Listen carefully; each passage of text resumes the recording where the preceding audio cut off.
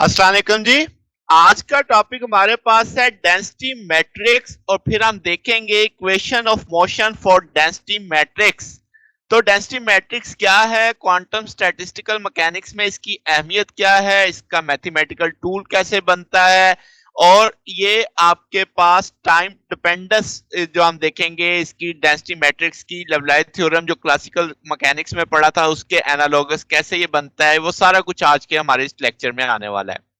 तो जनाब, जो क्वांटम स्टैटिस्टिकल मैकेनिक्स है ना, वो बुनियादी तौर पे डेंसिटी मैट्रिक्स जो आपके स्टैटिस्टिकल एंसेंबल के साथ एसोसिएट होगा उसकी डेफिनेशन पे डिपेंड करती है।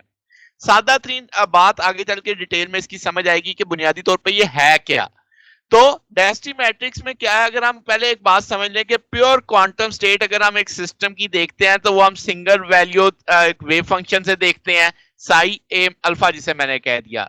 जब हम सिस्टम को डिस्क्राइब करते हैं नॉन नेगेटिव प्रोबेबिलिटी के साथ, तो अल्फा जैसे आप प्रोबेबिलिटी अल्फा ए अल्फा बी, तो आप कहेंगे साई ए में प्रोबेबिलिटी अल्फा ए है, सिग्मा ए है, साई बी में आपके पास, सॉरी मैं सिग्मा बोल रहा हूँ, रो ए है, रो बी है।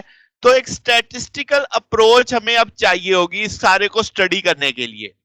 तो जो प्योर क्लासिकल स्टेट होगी जिसमें मिसाल के तौर पे सिंगल पॉइंट मूव कर रहा है फेस स्पेस में, तो उसका डेफिनेट कोऑर्डिनेट्स पोजीशन कोऑर्डिनेट होंगे, मोमेंटम कोऑर्डिनेट होंगे किसी एक इंस्टेंट ऑफ टाइम पे।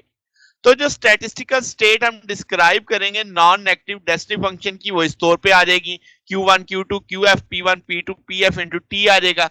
तो इसी तरीके पे इस सिस्टम की प्रोबेबिलिटी अगर आप फाइंड आउट करेंगे इंटरवल में, तो वो आपके पास रो के साथ ये आ जाएगी। अब क्या है जनाब, जो क्वांटम एनालॉग है क्लासिकल डेंसिटी फंक्शन का, उससे हम डेंसिटी ऑपरेटर कह देंगे। ठीक है, यानी क्लासिकली जो डेंसिटी फंक्शन था अब उसे क्वांटम में आके हम डेंसिटी ऑपरेटर कह देंगे। तो डेंसिटी ऑपरेटर क्या है, अगर बहुत सादा लफ्जों में बात की जाए तो ये क्वांटम सिस्टम को रिप्रेजेंट करने का एक तरीका है।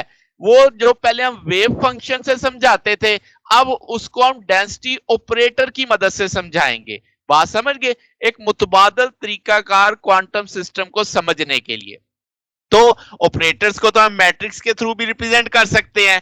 तो डेंसिटी ऑपरेटर को अगर हम मैट्रिक्स में एक्सप्रेस करेंगे तो वो डेंसिटी मैट्रिक्स हो जाएगा। बहुत सादा सी बात है।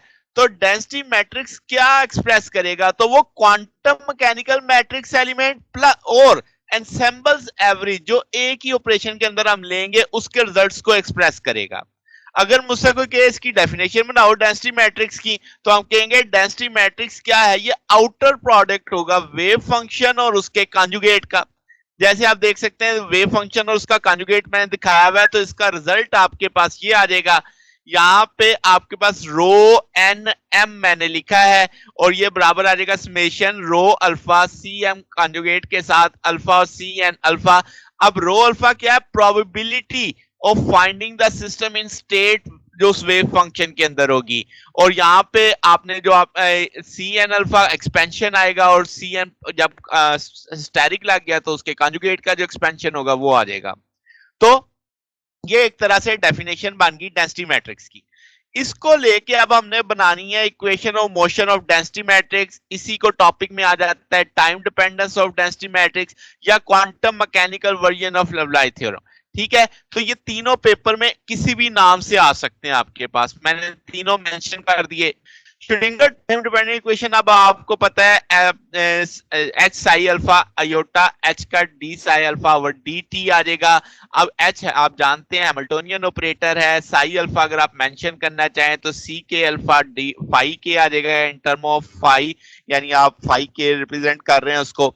तो अब आपने ये वैल्यू उठाई और इस इक्वेशन में प्लेस कर दी, जहां जहां साई अल्फा आ रहा था उसकी वैल्यू लग गई। अगर मैं इस इक्वेशन 1 को मल्टीप्लाई कर दूं फाइव एम स्टेरिक से और क्यू के साथ इसे इंटीग्रेट कर दूं, तो आप देखो मैंने क्या किया है, जहां फाइव एम आ रहा था वो मैंने मेजेंडा कलर से हाईलाइट कर दिया, लेफ्ट राइट दोनों साइडों पे मल्टीप्लाई कर दिया, क्यू के लिहाज से मैंने उसे इंटीग्रेट कर दिया। जो चीजें कांस्टेंट थी इंटीग्रेशन से बाहर उठा के लिख दी। अब ये जो आपकी इंटीग्रेशन है psi five m asterisk h five के, इस सारे को मैंने डेल्टा एम के का नाम दे दिया, ठीक है। और इसी तरीके से सी के अल्फा ये तो कांस्टेंट है, तो phi m asterisk d q ये आपके पास जो है इसको मैंने एच का यानी एक आपके पास ये वाला है, ये आ गया एच एम के और दिस वन आ गया आपके पास डेल्टा एम के, ठीक है। उनकी वैल्यूज मैंने रिप्लेस कर दी इसके अंदर। अब यहाँ पे देखो d by d t delta m के तो पहले इंतहाई स्मॉल है, उसका डेरिवेटिव मजीद उसे क्या छोटा करेंगे तो वो नेग्लेक्ट हो जाएगा, वैसे ही खत्म हो जाएगा। तो इसका मतलब सिर्फ सी एम अल्फा के साथ हम लेके इसे डेरिवेट करेंगे, तो वो मैंने रिमेनिंग फैक्टर इस तौर पे लिख दिया। अगर मैं इसका कम्प्लेक्स कॉन्जुगेट ले लूं तो आप इसके साथ स्टेरिक लगाओगे राइट पे, तो लेफ्ट वाले फैक्टर्स के साथ भी स्टेरिक लग जाएगा, ठीक है, साथ में माइनस आ जाएगा। तो अब आपके पास 2 और 3 आ गया, यानी एक तरह से कॉम्प्लेक्स कॉन्जुगेट भी है और वो आपके पास वेव फंक्शन भी है। अब क्या जनाब, डेंसिटी मैट्रिक्स की अगर हम डेफिनेशन देखें, वो जैसे हमने शुरू में देखी, तो वो रो एन एम आ जाएगा, rho alpha c m alpha asterisk alpha c n alpha. अब आप क्या करो, अगर इसको डिफरेंशिएट कर दो विद रिस्पेक्ट टू टी, तो आप इसको समेशन रो अल्फा को बाहर निकाल दोगे, इसके प्रोडक्ट रूल लगा दोगे, प्रोडक्ट रूल लगने के बाद दोनों साइडों इसे यानी सॉल्व कर लिया, योटा एच कट को दोनों साइडों पे मल्टीप्लाई कर दिया, देखो इधर भी मल्टीप्लाई किया, जब इधर किया तो अंदर जाके दोनों फैक्टर से मल्टीप्लाई हो जाएगा। फिर मैंने ब्रैकेट में एक चीज हाईलाइट कर दी, ये ब्रैकेट वाली चीज अगर आप गौर करो तो क्या ये इक्वेशन 2 की मदद से समझी जा सकती है। यहाँ पे सी एन अल्फा है, यहाँ पे सी एम अल्फा है, तो ये एच एम के था, तो अब मैं जब इसकी जगह लिखूंगा तो एच एन के कर दूंगा। बात समझ गए। इधर देखो तो स्टेरिक के साथ है, ये तो एग्जैक्ट वही मैच कर रहा है, तो ये वही सारी की सारी चीज आ जाएगी। तो देखो यहाँ पे एच एन के कर दिया मैंने, ठीक है, वो वैल्यू लग गई, यानी आपने 2 और 3 को इस्तेमाल किया किसके अंदर, इक्वेशन 4 के अंदर, वो आंसर आ गए। समेशन ओपन कर देंगे, ये समेशन भी अंदर चली जाएगी। अब जब एडजस्ट करके लिखेंगे तो ये सारी चीज तो आपके पास डेंसिटी मैट्रिक्स की इक्वेशन बन रही है, इधर भी और इधर भी, तो वो मैंने लिख दी कि ये एम के रो एम के हो जाएगा, ये रो एन के हो जाएगा। अब हम जानते हैं एच आपका हर्मिटियन है, तो कंजुगेट और फंक्शन आपका ऑपरेटर बराबर होगा, तो वो मैंने आपके पास इसको इस तरीके से मेंशन कर दिया यहाँ पे। अब मैं क्या कर सकता हूं कि भाई जनाब आपके पास इसको रो एच माइनस एच रो की सूरत में लिख सकता हूं, वो आपने इस तौर पे मेंशन कर दिया कि भाई ये आपके पास इस रूप में लिखा जा सकता है। अब ये इक्वेशन बिल्कुल वैसे ही है जैसे हमने क्लासिकल मैकेनिक्स में लेवलाइज थ्योरम की बनाई थी। लेवलाइज इससे ड्राइव करता है कंजर्वेशन ऑफ प्रोबेबिलिटी से, हमने ये सारा हल किया कि जो एरिया एंड फेज स्पेस में होगा वो क्या होगा, कंजर्व्ड होगा। ये हमारे आज का एक रिजल्ट है एक तरह से।